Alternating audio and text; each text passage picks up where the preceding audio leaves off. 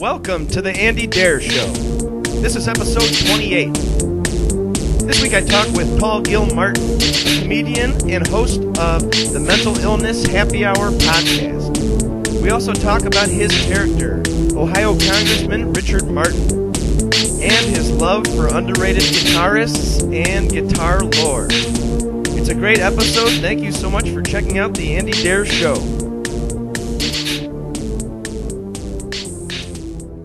All right, thank you so much for tuning in to the 28th episode of the Andy Dare Show. I'm your host, Andy Dare, and today I'm over the moon to be joined via Skype by Paul Gilmartin. How you doing, Paul? Wow, I'm flattered. How's that in a word? That sounds great to me. Paul Gilmartin is the host of the Mental Illness Happy Hour podcast, and been checking that out, having a great time listening to that. I'm full of issues myself, so always like to hear other people's issues. Are you having a fun time doing that one?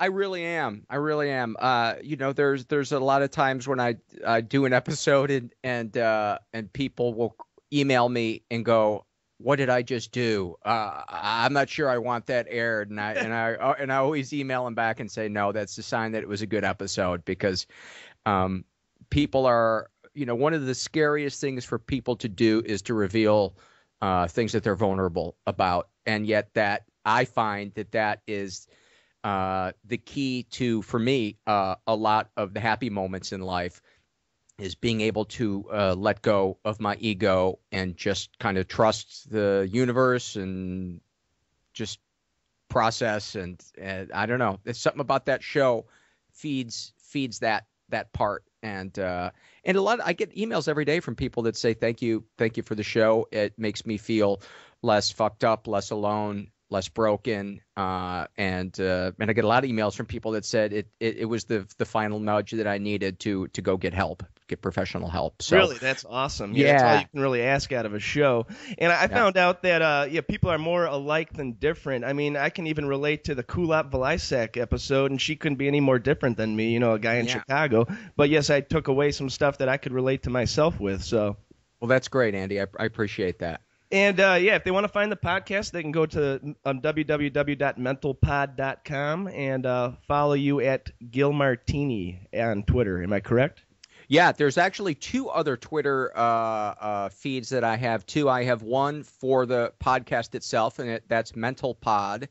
And then the other Twitter feed is for my Republican character, and that's Ohio Congressman. I was going to ask you about that. Yeah, I didn't want to spill the beans about your character. I didn't know if you wanted that shrouded in mystery, but then I realized that it's all over the website. You got to put two and two together. But to be perfectly honest, I caught about 3 of your appearances on the Adam Carolla show, believing you were a real guy and really interested in the whole thing. And finally, my friends had to come to me and spoil it all. And then I put 2 and 2 together. Remember seeing your face on TBS and stuff like that, and I put it all together. But man, you got some range. If you can do that character and then do your normal stand-up, it's awesome, man. Oh, well, thank you, Andy. That's really nice of you to say. I appreciate that. And trust me, there's a lot of people that listen to Adam Carolla that are not a fans of that character. So I had to stop reading the message boards. But Adam likes the character and thinks it's funny, and that's all that matters as far as he's concerned. I totally agree with you there. I'm a big Carolla fan, been for 15 years, so love seeing you on there. I'd like to take it back for my listeners. I heard you grew up in Chicago. How about whereabouts in Chicagoland, if you will? Whereabouts? Yeah. I was born in South Holland, and then my family moved to Homewood, and that's where I spent most of my childhood was in Homewood. Then I went to school at Indiana University in the mid '80s, and then graduated from there and moved back home for a couple of years. Then moved downtown to like Lincoln and Belmont. Was there for about 7 years, and then moved to L.A. Sure. So right in Lincoln Park, huh? Yeah. I guess that what we called Lake Central, something. Lakeview or something? Lakeview Central, I think. Yeah, it's funny when it had not been gentrified when I moved there. In fact, I remember when my roommate and I, Pete Moore at the time. I was funny too because he was working at the Hard Rock Cafe. His fellow waiters, if I'm not mistaken, were Stephen Colbert and Stephen Carell. Really?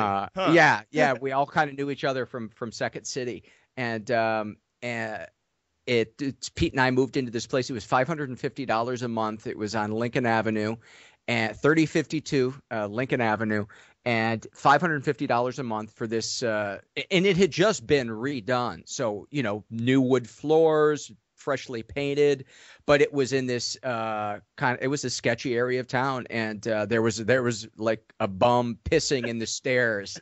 The first day we went to check it out, at the back stairs, but still the stairs. Yeah, now it's just Cubs fans pissing in your stairwell, right? Exactly. Yeah. Now it's lawyers pissing drunk on a Sunday. But for $500, geez, that's awesome. Yeah, but I loved it instantly. There's something that I really miss about Chicago is the ability to walk out your front door and go to get 5 different ethnic cuisines to eat without having to even get in your car. That's what I remember about living there, and being able to go walk to what's the bar that has the 5 bowling lanes? I know what you're talking about. It's that going to that bar. We used to walk to that bar, and that was just. You'd see the little guy's legs as he set the pins, and they served good beer. And there was just so many things there's so many things that I miss about Chicago. Winter not being one of them. Definitely not. And yeah, I had a band for a long time, and trying to get your friends to come out to a little club in the middle of like a blizzard warning, it's just impossible. I mean, it's next to impossible to try to get them to do that. So I just went with the podcast route, and I've been talking music with a bunch of people from the entertainment world, having a blast doing it my first year. So. Oh, cool. Well, I actually a band that I played in post college, kind of the summers of my college, up at Grand Beach, Michigan. Those guys went on to form Mr. Blotto. I don't know if you've ever heard of the local band Mr. Blotto. I have, actually. That's awesome. Okay. Yeah.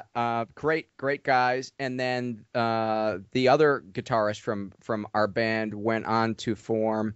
Oh shit! I'm blanking I'm going to blank on the name now because it's been so many years. But they actually got quite a bit of notoriety. Freddie. Freddie. I'll have to have my listeners take a listen or take a look on Twitter or something for me. But yeah, that was the era of like Material Issue was big in Lincoln Park, right? Mm-hmm. And before that guy killed himself, they were pretty promising. They had a couple strong albums, and Smashing Pumpkins were, although I never was aware of them at the time because I was certainly not a music scene hipster by any means. No, sure. Did you ever make your way over to the Metro? That's my favorite place in Chicago. I did. I would go see They Might Be Giants whenever they would come to town, and they were one of my favorite bands. They're just literally nothing else like them. No template for them. I suppose the B-52s would be the closest thing, but still not even still not close. Even something you could compare. Yeah, that's crazy. No, just the fact that they both had humor. And sounded different would be about the only thing that you could compare between the two. But yeah, my wife and I were huge fans of, and still are, of They Might Be Giants. Yeah, in a time when alternative music was dead serious and you just were trying to show your pain to the world, They Might Be Giants did something ironic and funny and different. So exactly, it was music was so serious, and it was so refreshing having, that was like the era. As much as I love U2, that movie about them. What was it? What was the name of the movie that they did in like '88? Rattle and Hum. Yes, Rattle and Hum, and it was so they took themselves so serious. They were like the anti-Beatles, and then They Might Be Giants came along, and it was like, yes, this is what music needs. It needs to not take itself so seriously. They made fun of themselves, and that's they made fun of themselves, but they're great musicians, great melodies. I mean, you gotta love any band that writes a song about Edith Head. That's just intellectuals can dig them on another level too, which a lot of bands you can't. So yeah.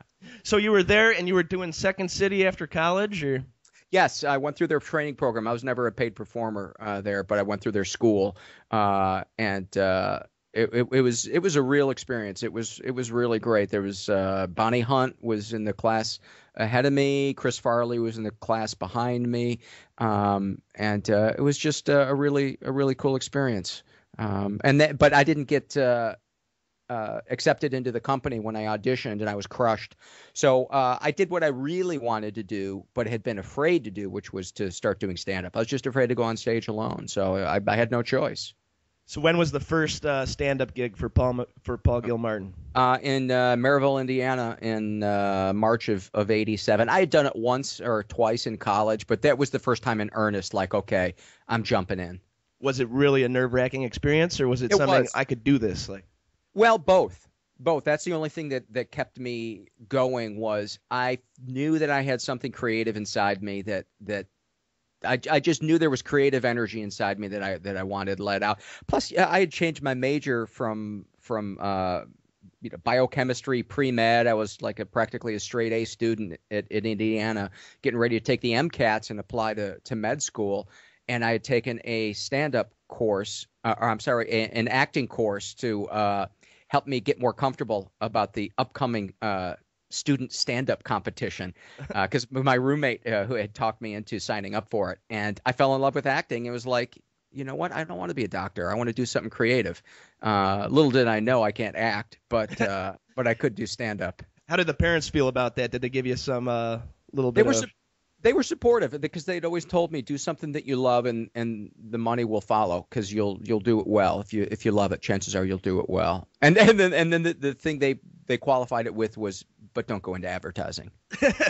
As long as it's not advertising, yeah. If you love it, it'll come through. No, that's awesome. Yeah. So '87 was really the golden age of stand-up for most people. Were you aware of that at the time, or was it just like, let's just give it a try, or did you know, hey, this could be a perfect time for me to get my head in here? The boom was just starting. I mean, it was literally as the spark was kind of exploding.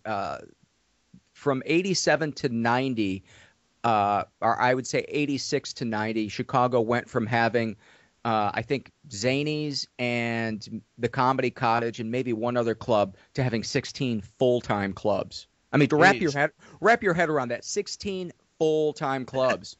I don't think the four-state area around Chicago now has 16 full-time clubs. I don't think so. Yeah, it's like CD stores now; they're all closing. Yeah. So. Yeah. And it was good and bad. It was good in that you got a lot of stage time, and bad in that everybody was doing stand-up. So the level of comedy that you had to sit and listen to was awful. A lot of jokes about pet food and you name it. And I'm sure I was, to some people, I was one of those comedians, thinking that the differences between dogs and cats were so riveting and interesting. But the friendships that I formed back then are so important to me to this day. It's how I met my wife. Jimmy Pardo came to be one of my best friends. Jimmy Dore came to be a really great friend. Just a lot of great people. That is so awesome. So how long till you decided to make the trip out west? In '94, my wife and I felt like, okay, we're ready to make the move, because you don't want to make the move to Los Angeles when you're a feature act, because you don't get your airfare paid for when you're a feature act. Yeah. So you don't want to be at the edge of the country trying to book all your stuff back in the Midwest when you're a feature act, because feature act paid maybe $600 a week back then. So if you can't, so who's going to pay for airfare out of their own pocket? Airfare is $300. So all of a sudden you're going to be making $300 a week. Well, you're not going to be able to pay rent on that. Especially not in L.A. Yeah. Not in L.A. And sadly, the money for stand-up that really hasn't gone up. If anything, it's gone down. I actually remember some clubs would pay you, some of the better clubs would pay you $800 to feature, and you won't even find a club that pays you $800 to feature now. Huh. Even adjusted for inflation, it's still not really nice money, huh? Yeah. No, it's just I don't know what. I suppose there's too many comedians, or the economy's too bad. I'm not really sure. And now it's a way to promote your podcast a little bit, right? What, going out and doing stand-up? Well, a lot of guys now, they do have a little podcast on the side or something else to promote, So yeah, I would think that it's probably the other way around, where the podcast helps ideally the podcast helps draw people in for the club dates. I know for Mark Maron, that's been a really big boost. You know, he wasn't drawing anybody 2.5 years ago, and now he's selling clubs out for the entire week. That's so cool. It's such a new industry, and you're right on the vanguard of it. And It's it really really is exciting. affecting it. Yeah. So. Yeah, it's so exciting. I was interviewing Corolla for my show, and we were just marveling at the fact that his parents live 2 miles from the warehouse where he records his podcast. They'd never been there, and they don't even realize that he is a pioneer in a completely new industry that is changing the way we entertain and communicate. No idea. Yeah, But he's it's going to ridiculous. be included in books years from now. He and a handful of other people are going to be included in books about podcasting pioneers, and they have no idea. Yeah, I mean, it's like having a radio show in the 40s, or it's like having a cable television show in the early 80s. You know, it's just the same thing. And people aren't really giving it the respect just yet, but give it 1 year, and I'm sure it'll just be as important as HBO or Showtime or whatever, you know, whatever's popular. So. Yeah, there's really something beautiful about the empowerment of somebody not being able to step in and tell you what to do. There's something so liberating about that. And Graham Elwood, who does a great podcast called Comedy Film Nerds, had when I was thinking about doing a podcast, he had told me, he said, do it. He said, do it. It's just so empowering, and I couldn't agree more. Yeah, I was like from the school of punk rock, so like do it yourself anything is something that I love, and I couldn't think of anything more like punk rock for Adam to just, you know, get shit canned from the radio show on Friday and start his own show on Monday out of his garage. Yeah. I mean, it's just so easy, and it's just, you know, it's fun, it's easy, and there's no middlemen, and I'm loving it. So. Yeah, you're right. It is very punk rock. So you went to LA in '94. How about any favorite concerts you saw about like when you arrived to the West Coast? Oh, well, that's a great question, because I got in with a group of guys. I started playing street hockey with a group of guys that I just saw skating down the street one day, and one of them happened to be the head of backstage security for the Universal Amphitheater, which is now the Gibson Theater. And so if you played on his hockey team, you got free tickets to whatever concert you wanted. And this was when K-Rock was doing their acoustic Christmas shows there and I tried not to abuse the privilege, but I got to see K-Rock acoustic Christmases, and he would give you tickets to the front row or in the pit. So, you know, I got to see Blink 182 before anybody knew who they were. They were like a guest on K-Rock's acoustic Christmas show, and one of their singles had just come out on K-Rock. Nobody knew who they were, and they were making fun of the fact that nobody knew who they were. And I remember there was another I would say what you will about Blink 182, whether or not they're punk or not, but that night that I saw them, they were more punk than Rancid. Rancid was on the stage, and the lead singer for Rancid would do this thing where he was like staggering around like he was drunk, but he didn't seem drunk. It seemed like he was putting on an act, and he would not, after every lyric, he would knock the mic stand over, and some fucking roadie who's getting paid $10 an hour would have to run out and set the mic stand back up. And I was like, dude, you're sticking it to the underpaid. And that's not very punk rock to make. Yeah, the roadie set up your mic after every time you knock it. I don't agree with that. Yeah, it pissed me off. And then Blink 182 came out. They made fun about the fact that nobody knew who they were, that nobody gave a shit, that they were going to try to get laid after the show, I think. And then during the songs, they were trying to unplug each other's instruments. And I was like, dude, that is fucking punk rock. Yeah, they were pretty punk rock. I mean, all the songs about them not getting laid, getting detention and stuff, even though when they were in their mid-20s, I think. But that fun, that amount of fun, that here is the biggest industry break you can get, and these guys are fucking with each other, trying to unplug each other's guitars while they're playing. I just I was a fan right from the get-go from that. I got to see oh God, why am I blanking on her name? Plays the piano. Tori Amos? No, the other super serious one. She was a prodigy at like 18. Why am I blanking on her name? She's married. Alicia Keys. No, white girl. Skinny. I can't believe I'm fucking blanking on her name. She dated the director of There Will Be Blood for a while. God damn it. Now I know. Vanessa Carlton?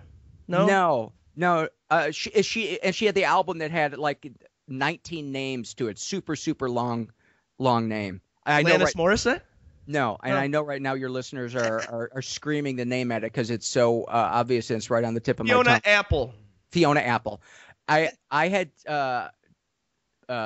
pit passes, and I was up so close watching Fiona Apple play a song that it was like a really sad, serious song. And you could tell that she was really excited to be there, but she starts playing this really sad, serious song, and she's hunched down over the piano, and I was up so close, I could see up underneath her, and she was smiling while she was singing this really sad song. Just these amazing moments, this privilege of being able to see all these great artists early in their career and up close. No doubt, got to see them right when they broke. Saw Beck. Stone Temple Pilots. I got to see Scott Weiland stoned out of his mind and horrible and sober and fucking blow the lid off the place. Smashing Pumpkins, the Allman Brothers, Jeff Beck a couple of times. I mean, the list goes on and on. And then my friend moved away and I'm fucked. That's why when you hosted the Adam Carolla show, I was like, this guy knows his music. Like, you were already rattling off names and stuff. And I was just like, maybe this guy would be good for the show. And it turns out, yeah, you've seen everybody and their brother play. That's awesome. Like, something I want to do. So. That's funny. I appreciate that because I feel like I suppose everybody feels like they don't know enough about certain subjects. So I certainly do not consider myself to be in the know as far as music or today's music. But I do feel like when it comes to guitarists, I kind of know probably a little bit more than the average person just because I played since I was 14 years old and read guitar magazines and geeked out to certain people. That's awesome. So you started playing in high school or something? Or? Yeah. You know, you're 4'10", you got glasses, and you like to get high. Well, you're certainly not going to get laid. You're probably not going to be making any sports teams, so you might as well learn some Zeppelin. Can't hurt, right? Yeah.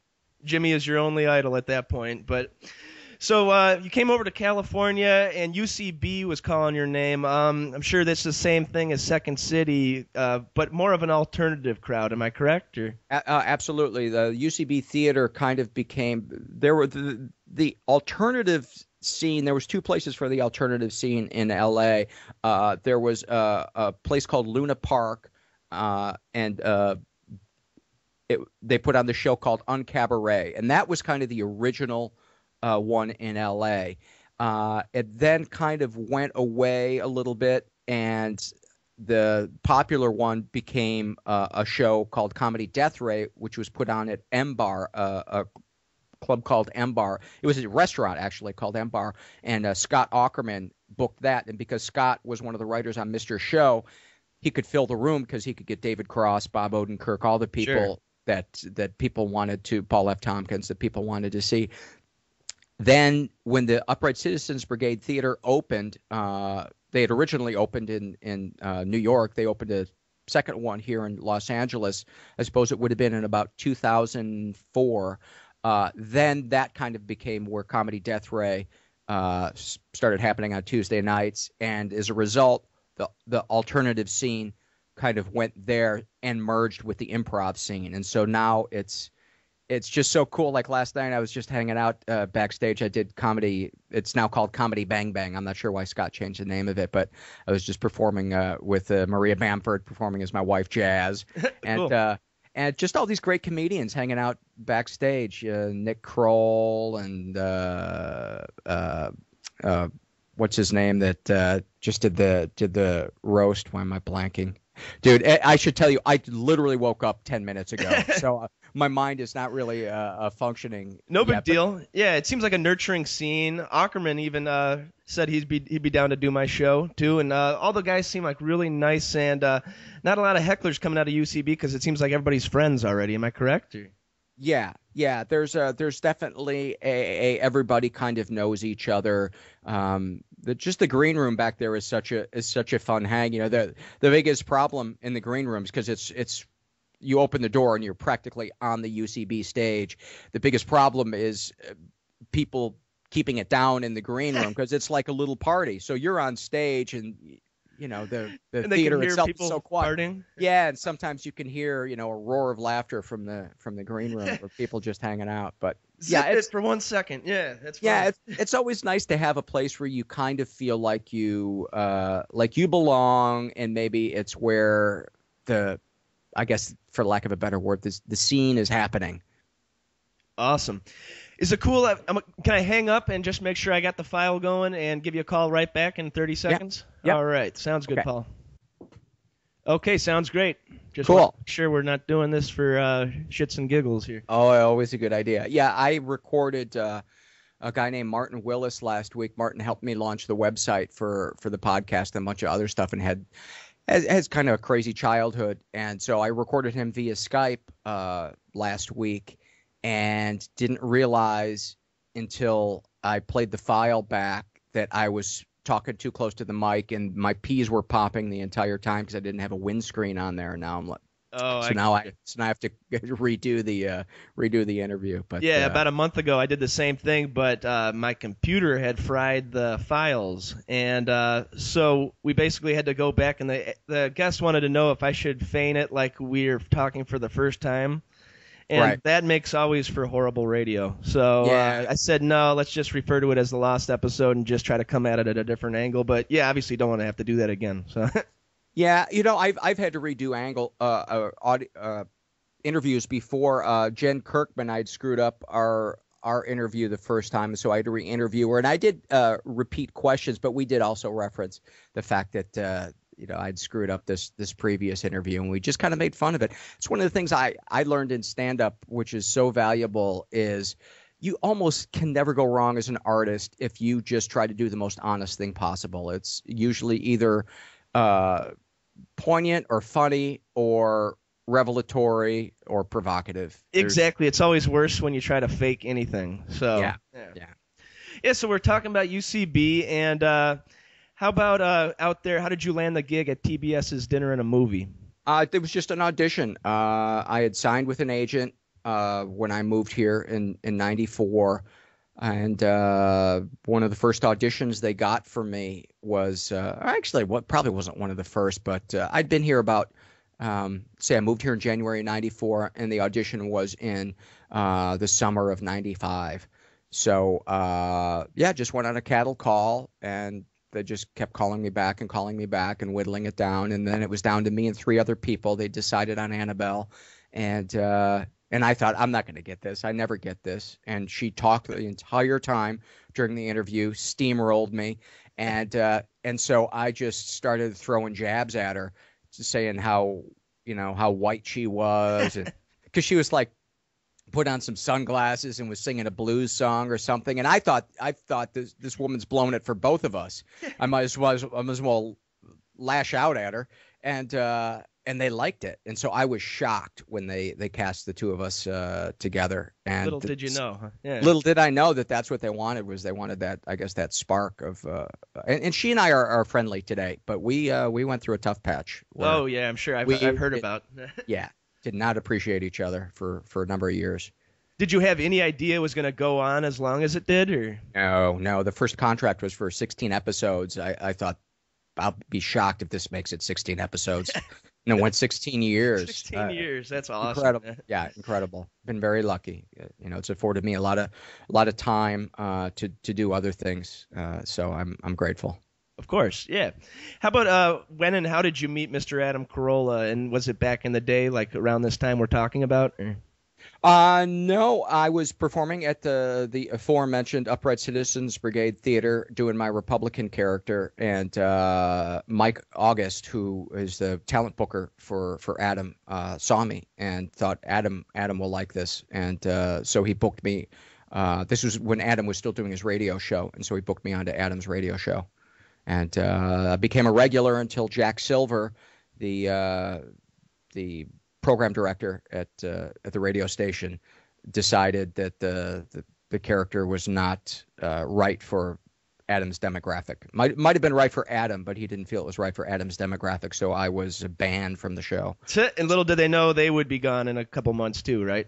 Yeah, about a year later. Jack Silver, not exactly a sage, am I correct? I think he's just kind of that typical radio guy that comes from of that place where it's a failure if everybody doesn't understand it.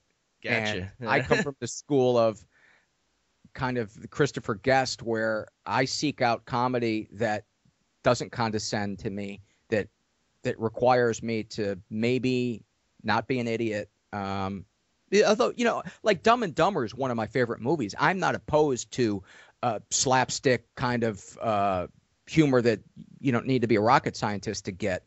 But I also think there's a place for humor that is subtle and satirical. Sure. But radio is not one of those places. Yeah, I could see that. But yeah, the character makes a lot of people uncomfortable, and I love that about it. I think like even music that makes me uncomfortable, so a lot of times I like it. So I think something that keeps people on the edge of their seats or makes them question their own values, I think that's something awesome. And yeah, explain the character a little bit to my audience. He's a Republican representative from Ohio. It was 2004 when I came up with the idea for the character. It was still during George Bush's first term, and I was on stage one night at M Bar, and like all the other comedians, I was bitching about the Bush administration. And I got off stage and I thought, we all sound like each other. This is not good comedically. This is boring. What can I do? How can I get this point of view across in a way that's different? And I thought, I know these guys. I went to school with these guys. I went to grade school with these guys. I golf with them. I know what they're like. Why don't I become one of them and go? And this was before Stephen Colbert was doing his thing. So I just I went to an open mic and performed as this guy, not knowing whether or not it was going to go over. But I knew exactly the way he dressed. So I bought a pinky ring at a pawn shop. I got the pleated khakis, the tasseled loafers, the shirt with the French cuffs. Puffy shirt, Puffy shirt, the perfectly parted hair. Those guys, their two things were cemented in 7th grade, their hair and their worldview. And so, I kind of knew who this guy was. I didn't know whether or not people would find the character funny or be able to relate to it. And mind you, as I said, this was before Stephen Colbert was doing his thing. So I went to an open mic around the corner from my house, not knowing whether or not it was going to bomb. And the comedians that were on stage, nobody was listening to them. It was in kind of a loud bar. And I was really close to leaving. And a little voice said, just try it. Just try it. And so I went on stage, and you heard a pin drop in there. And when the first joke hit, it erupted. It was like there was this catharsis for people. They had been waiting for a way to laugh at what was boiling inside them. And so I kind of felt like I was onto something. And I think the fourth time I performed the character, people from the HBO Comedy Festival were there, and I got invited to do the Aspen Comedy Festival in later that year, and got put on like their big Midnight Friday show. So it was like I knew that I was tapping into something, and I still enjoyed doing the character, but I don't watch as much politics as I used to because it just gets me so angry and depressed. It's hard. It sure seems like it was the right place at the right time, and it was just a perfect idea. I grew up around the suburb of Hinsdale. Are you aware of that? Yeah, I am. Okay, yeah. I went to Hinsdale Central, and very preppy. So preppy. I was in the wrong place, and a guy who was into punk rock music and just, kind of an outcast. It was not the school for me. Not a good fit. Yeah, the teachers would only talk to the cheerleaders and the football team, and it was real tough for me. But yeah, seeing that character, it pretty much encapsulates most of the teachers there, most of the parents there, and it totally, hit a chord with me. So I totally appreciate that character, obviously. Well, good. I'm glad you like it. And I'm using this platform of this show and a little bit of, fame or stardom that I would get from it. I'm using it to take it back to Hinsdale and make sure that they get what's coming to them. So rub it in some polo faces. Exactly. And now I'm a whole 3 towns away in Westmont, Illinois, but it's a completely different feel. It's the home of Muddy Waters. You know, it's a working class town, and I know Muddy Waters lived there? Yeah, he lived there in the 70s actually, and his wedding party was actually about 2 blocks away from where I'm doing the show right now, and so Mick Jagger and Eric Clapton all showed up in Westmont, Illinois for one little wedding party. So that's awesome. Speaking of Muddy Waters, a great little-known album, if you're into the blues, is the Fleetwood Mac album. This is pre Lindsey Buckingham, pre Stevie Nicks, Fleetwood Mac. This is Peter Green era. Sure. Fleetwood Mac, The Pious Bird of Good. And it was, if I'm not mistaken, it was recorded at Chess Studios. Nice. With some of those guys. And you and I were talking before we started recording about underrated guitarists, and I would say Fleetwood Mac era Peter Green, definitely a really great underrated blues guitarist. Yeah, Peter Green's awesome, and like people don't even know about that early incarnation of Fleetwood Mac. But yeah, completely different. I mean, they're both great in my opinion. Both incarnations of Fleetwood Mac, completely different, but. Yeah, that album, the Pious Bird of Good. I was into vinyl for about a 5-year stretch, and there was this guy who was a total audiophile that I would go buy albums out of his garage, and this guy. I don't know if you've ever met somebody that's like a crazy audiophile, but like every week I would come visit this guy and buy albums, and he would have some new epiphany about what he could do to get the sound more pure out of his speakers. So I get there one week, and he's like, I don't even use electricity. I'm running it off battery. The DC current. I mean, he's just spewing all these facts. So. I could see it. Sure.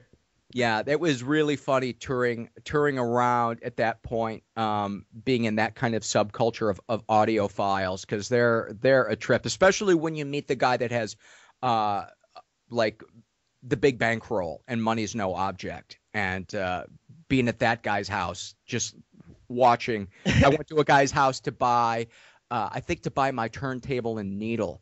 And this guy lived in a house, and I remember everything was wood. Literally everything in the house was wood. And they're just acoustics, yeah. I'm not even sure why, but it was just such eccentric people. Oh, yeah. I grew up in a record store, a mom and pop record store, like I was taken around, when I was a little boy.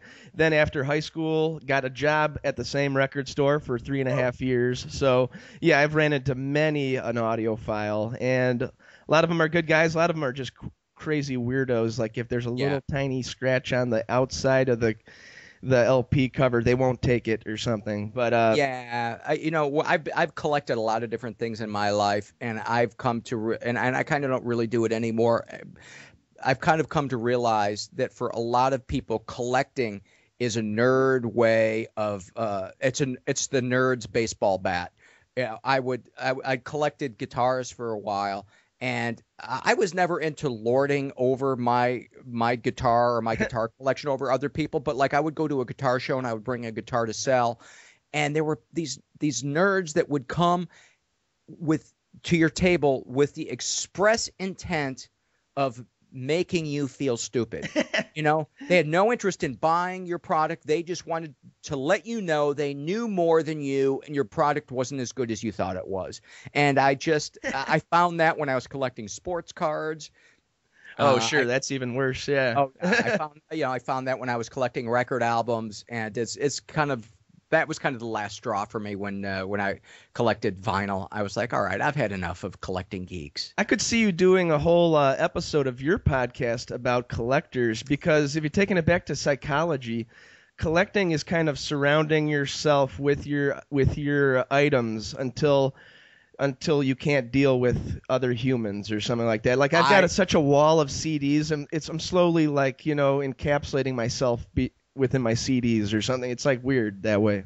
No, I completely agree, Andy, and I think I am going to do a show about it, because to me it's an expression of OCD. It's a way of trying to control your environment, and I find that when I'm obsessing about acquiring something, I'm usually running from some feeling that I don't want to feel. And so now I'm at the point in my life where I'll sit down and write and try to figure out what is this feeling that I'm trying to run from, instead of going through the internet for 8 hours trying to find a 1985 Paul Reed Smith.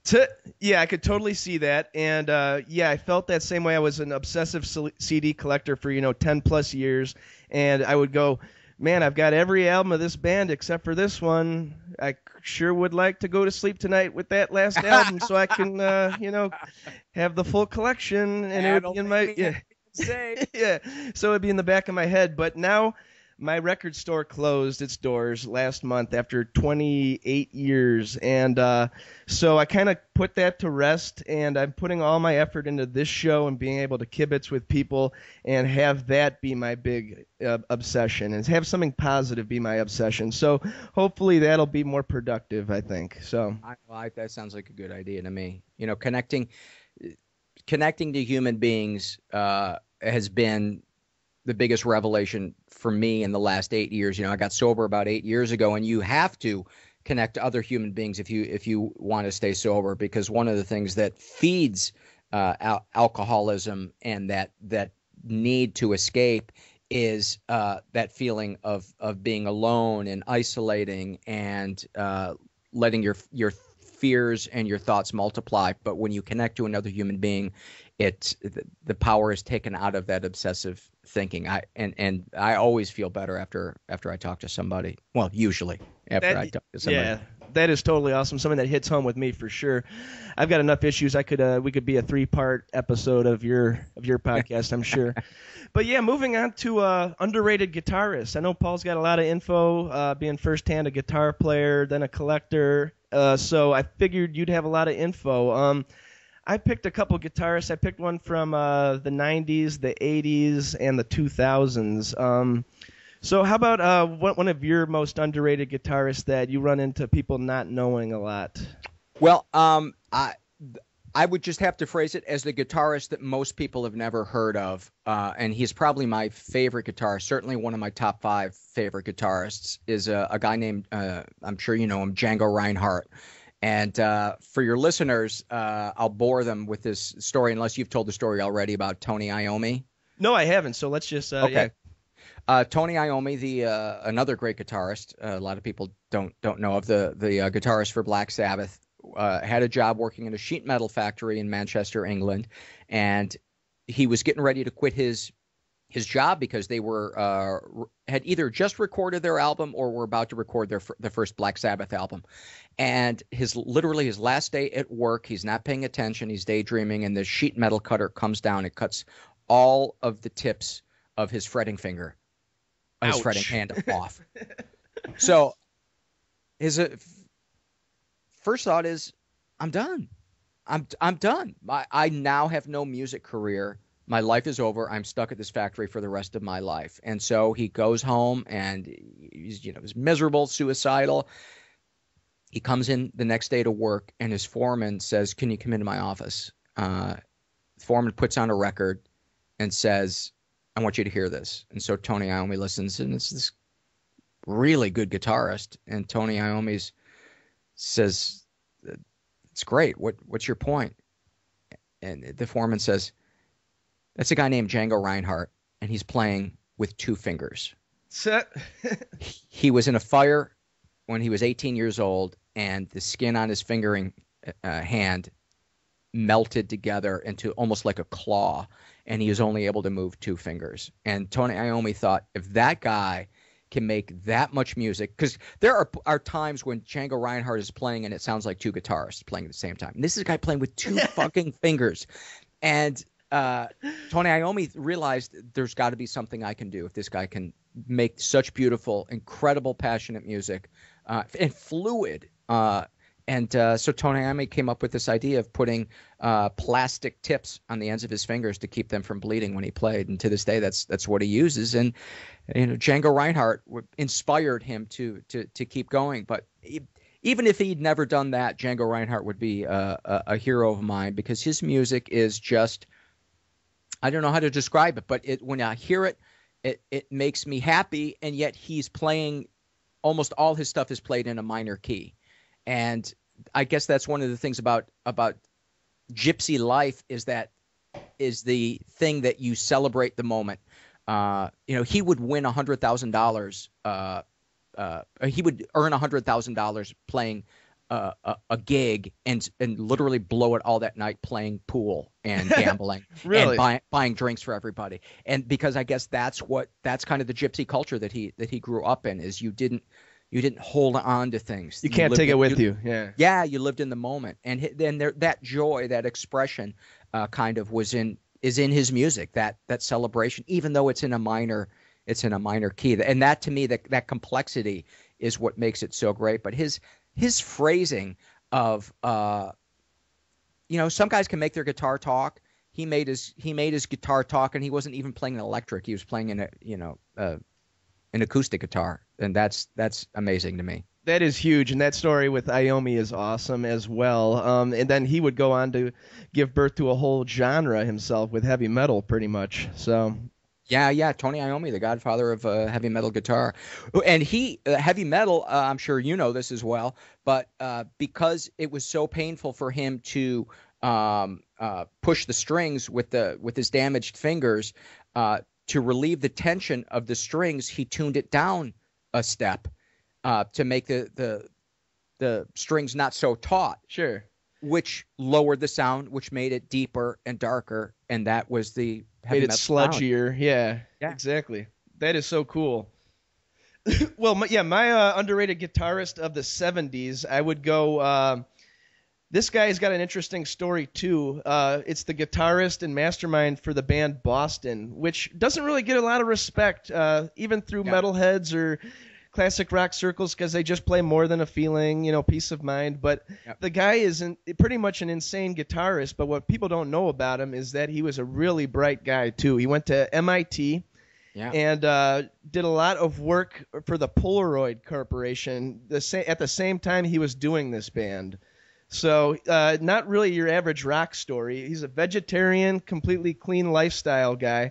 Tom Schatz, right? Yeah, Tom Schatz. And the guy was insane with these leads. I just put on their 2 albums. They only really had 2 albums in their heyday, and but it gave birth to I think 8 or 9 singles between the 2 albums, and they're obviously still classic rock staples now.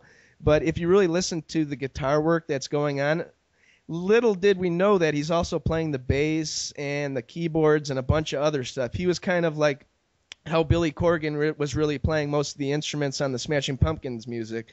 He was doing most of the Boston music. So, and at the same time, he's just a businessman and a really smart guy at the same time. So, yeah, I just had to take my hat off for Tom over there from Boston. And it's sad about how the singer killed himself a couple years ago. Yeah, it really is. And it was also a really weird way that he did kill himself. He brought in 2 hibachi grills into his bathroom.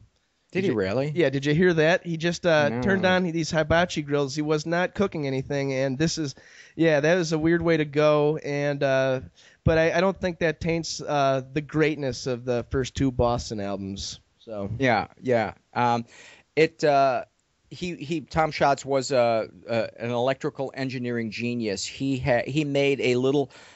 This is around the era of the Walkman, and he made this thing that I had with me at college. Where you could wear it on your belt and you plug your guitar into it. A little pig nose? Or? No, it was called the Rockman. It was called the Rockman. And I think I'm almost positive that's what it was called. But it was that sound that he got out of his guitar. Love it or hate it. It's become a little bit overdone now. But it was an amazing invention to be able to walk around with your guitar plugged into something on your belt, and you'd listen through headphones, and it sounded like you were playing through 5 Marshall stacks. That would not be amazing nowadays, but in 1984, 85, it was amazing. Was a huge landmark thing, yeah. Huge, yeah.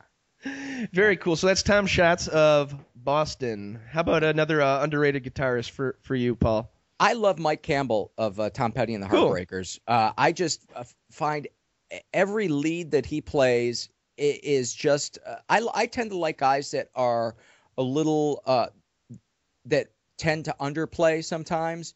that could play more notes but choose not to, and just kind of play the ones they play have more impact. And he's a guy that I always feel that way about. He never overplays. He always plays what feels like the perfect note, and there's just a feel to his stuff that is just great.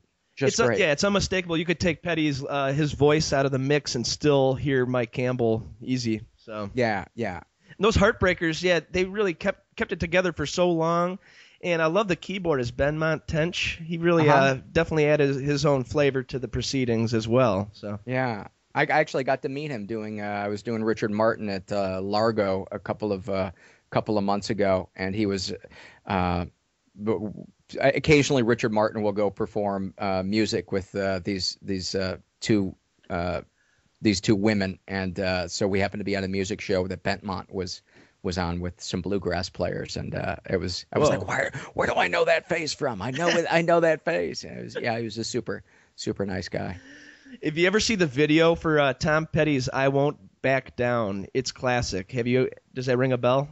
Yeah, that's one of my favorite Mike Campbell slide guitar leads. It's just so there's so much air in there, but there's so much feel. It's just nice to hear somebody play a note that lasts a couple of bars and is just holding it, and he's just milking it and feeling it. It's and he's not using an EBow, you know.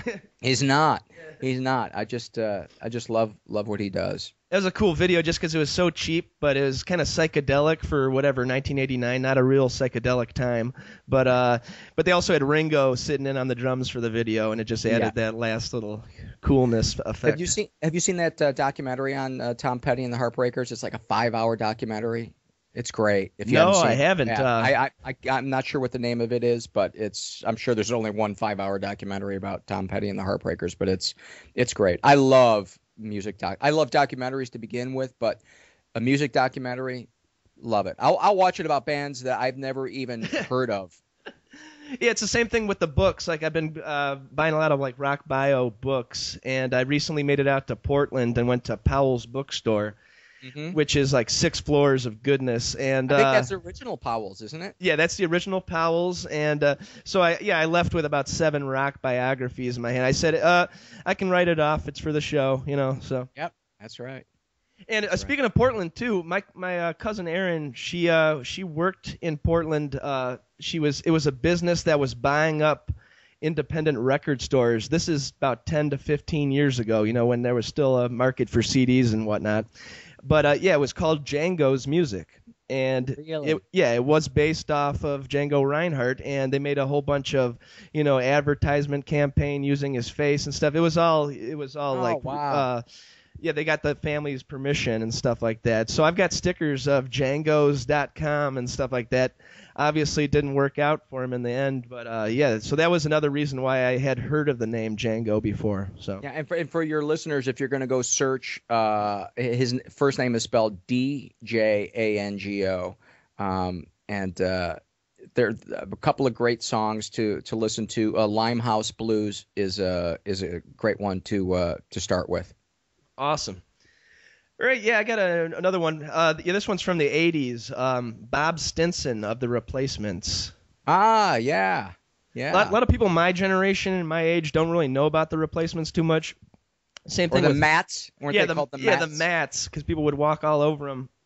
But is that why they were? Is that why they were called that? Yeah, that's what I heard. So, but them and Husker Du. I really got into the Twin Cities scene. I interviewed Peter Jesperson, who was basically their manager, their producer for The Replacements, and who now works for New West Records. And by the way, I just have to say, it's just amazing to me that you love The Replacements and Boston. Because I'm not a fan of Boston, but I'm not going to piss on anybody else's opinion of something. But I love the fact that you're unapologetic about the fact that you love Boston. I think that's great, because I think a lot of people are afraid to admit that they like something that is maybe uncool in other people's eyes. Exactly. My friends think I'm quite the weirdo. I like Tupac. I like hip hop music. I like a little bit of dance music, but most of the stuff I like because other people respected it so much that I have to check it out. Like being a true sports fan, you have to know every team in the NFL. You have to know the history of the teams. So that's why I equate that with music. I won't know anything about what's happening in 2011 if I don't know about Boston, if I don't know about the Replacements, stuff like that. It can't hurt knowing about the older bands and movements. So so Stinson was a great guitarist. One of those guys who probably didn't know a lot of chords, probably wasn't a reader of music, but put his soul out there with every performance, whether it was drunken or not, but just put his heart and soul on every stage he took up. And you could really hear it in the albums like Hootenanny, Let It Be, Tim. Some great records were made, and it's too bad he had to die of alcoholism in '95. And just a great guitarist, great band. I'm trying to get Paul Westerberg on the show, so that would be awesome. But yeah, any thoughts of Bob Stinson? No, I don't. I honestly, I know of the Replacements, and I've heard some of their music. I had a roommate in college who was a huge Replacements fan, and he'd always rave about them. But sadly, one of those bands that I just never took the time to listen to more of than the couple of songs that were in rotation on MTV and maybe an album that my friend had laying around. Sure. So yeah, they were really kind of anti the corporate rock scene, and that was before the grunge movement and everything like that. That was just when MTV kind of kicked in. But it's just grimy bar music, and it's American music. I like that about it, and unapologetic.